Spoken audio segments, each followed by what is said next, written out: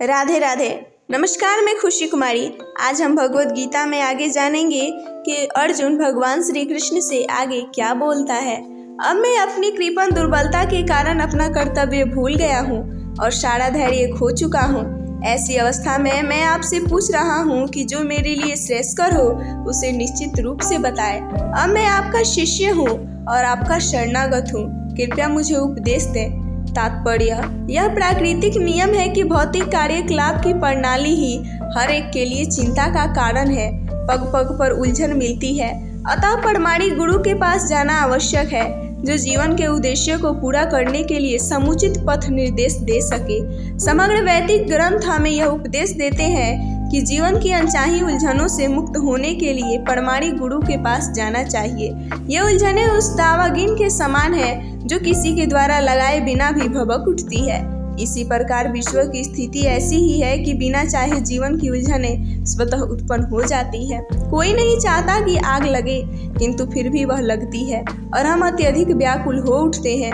अतः वैदिक वांडंगम्य उपदेश देता है कि जीवन की उलझनों को समझने तथा उनका समाधान करने के लिए हमें परंपरागत गुरु के पास जाना चाहिए। जिस व्यक्ति का प्रमाणिक गुरु होता है वह सब कुछ जानता है, अतः मनुष्य को भौतिक उलझनों में न रहकर गुरु के पास जाना चाहिए। यही श्लोक का तात्पर्य है। आखिर भौतिक उलझनों में कौन सा व्यक्ति पड़ता है? वह जो जीवन की समस्याओं को नहीं समझता।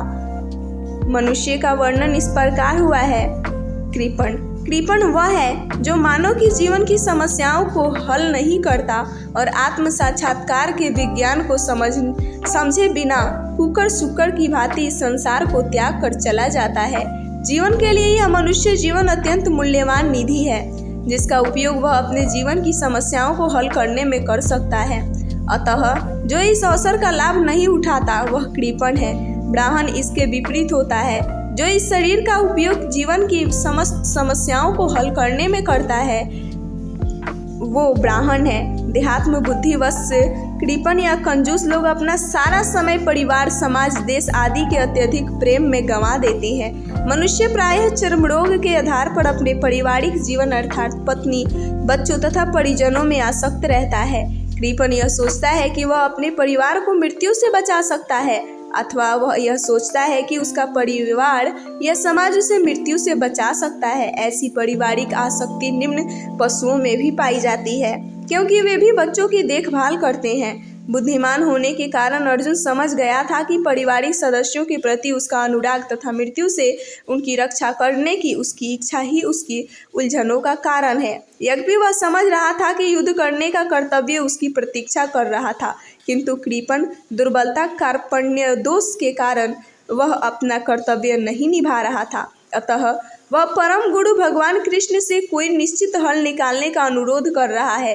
वह कृष्ण का शिष्यत्व ग्रहण करता है।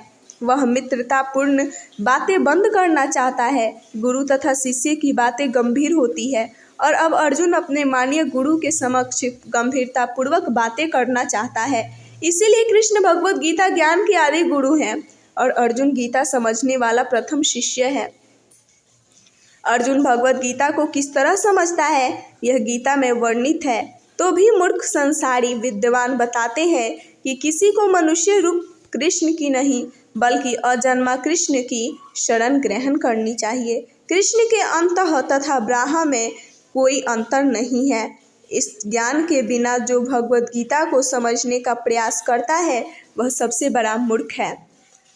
मुझे ऐसा कोई साधन नहीं दिखता जो मेरी इंद्रियों को सुखाने वाले इस शोक को दूर कर सके।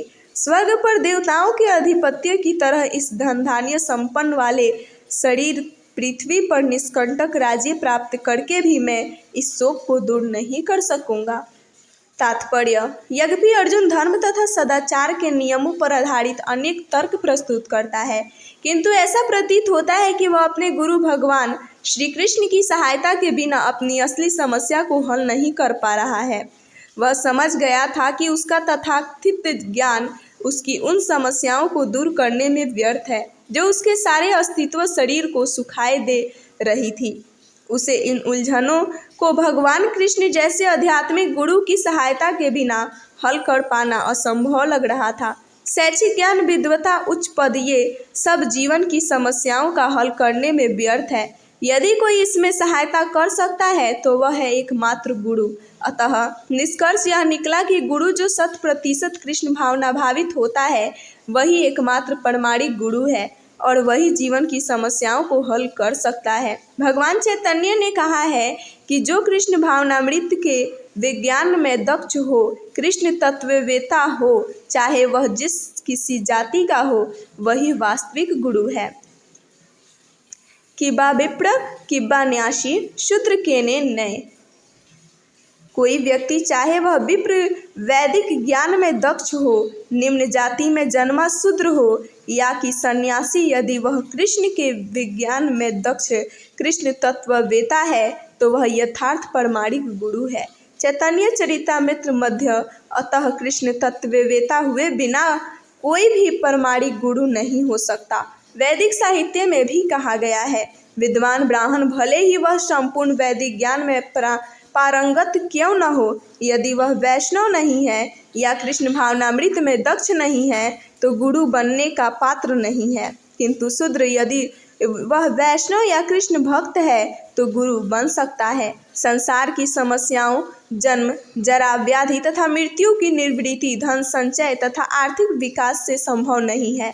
विश्व के विभिन्न भागों में ऐसे राज्य हैं जो जीवन की सारी सुविधाओं से तथा संपत्ति एवं आर्थिक विकास से पूरित हैं, किंतु फिर भी उनके सांसारिक जीवन की समस्याएं ज्यों की त्यों बनी हुई है।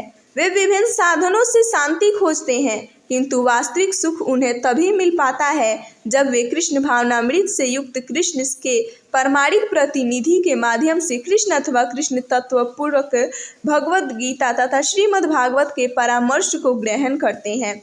यदि आर्थिक विकास तथा भौतिक सुख किसी के पारिवारिक, सामाजिक, राष्ट्रीय या अंतर्राष्ट्रीय अव्यवस्थाओं से उत्पन्न हुए शोकों को दूर कर पाते तो अर्जुन यह न कहता कि पृथ्वी का अप्रतिम राज्य या स्वर्ग लोक में देवताओं की सर्वोच्चता भी उसके शोकों को दूर नहीं कर सकती। इसीलिए उसने कृष्ण भावनामृत का ही आश्रय ग्रहण किया और यही शांति तथा समरसता का उचित मार्ग है। आर्थिक विकास या विश्व अधिपत्य प्राकृतिक प्रलय द्वारा किसी भी क्षण समाप्त हो सकता है। यहाँ तक कि चंद्रलोक जैसे उच्च लोकों की यात्रा भी, जिसके लिए मनुष्य प्रयत्नशील है, एक झटके में समाप्त हो सकती है। भगवद गीता इसकी पुष्टि करती है। छिन्ने पुण्य मर्त्यलोक विशांति। जब पुण्य कर्मों के फल समाप्त हो जाते हैं तो मनुष्य सुख के शिखर से जीवन के निम्नतम स्तर पर गिर जाता है। इस तरह से विश्व के अनेक राजनीतिज्ञों का पतन हुआ है। ऐसा अधः पतन शोक का कारण बनता है। अतः यदि हम सदा के लिए शोक का निवारण चाहते हैं तो हमें कृष्ण की शरण ग्रहण करनी होगी, जिस तरह अर्जुन ने की। अर्जुन ने कृष्ण से प्रार्थना की कि वे उसकी समस्या का निश्चित समाधान कर दें और यही कृष्ण भावनामृत की विधि है। इस एपिसोड में बस इतना ही। इससे आगे हम अगले एपिसोड में जानेंगे। तब तक आप लोग मेरे चैनल को लाइक, सब्सक्राइब, कमेंट अवश्य करें। राधे राधे।